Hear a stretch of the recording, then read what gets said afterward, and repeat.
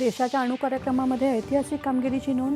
तमिळनाडूमधला Kalpakkam prototype fast breeder reactor क्रिटिकॅलिटीच्या स्थितीत पोहोचला.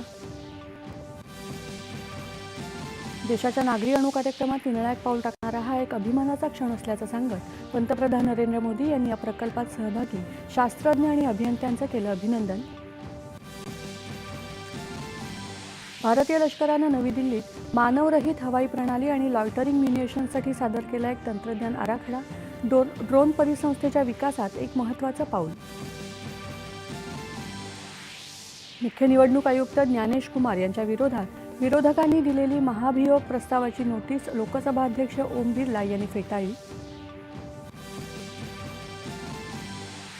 आसाम, केरळम आणि केंद्रशासित प्रदेश पुदुचेरीमध्ये होणाऱ्या विधानसभा निवडणुकांच्या प्रचारांच्या तोफा आज संध्याकाळी थंडावणार. आपत्कालीन गरज भागवण्यासाठी भारतात पुरेसा अन्नधान्य साठा. आवश्यक वस्तूंच्या किमतीवर सरकार बारकाईनं लक्ष ठेवून आंतरमंत्रालयीन पत्रकार परिषदेत माहिती. राज्यातही पेट्रोल, डिझेल, LPG आणि खतांचा कुठेही तुटवडा नाही. साठा भरपूर प्रमाणात उपलब्ध.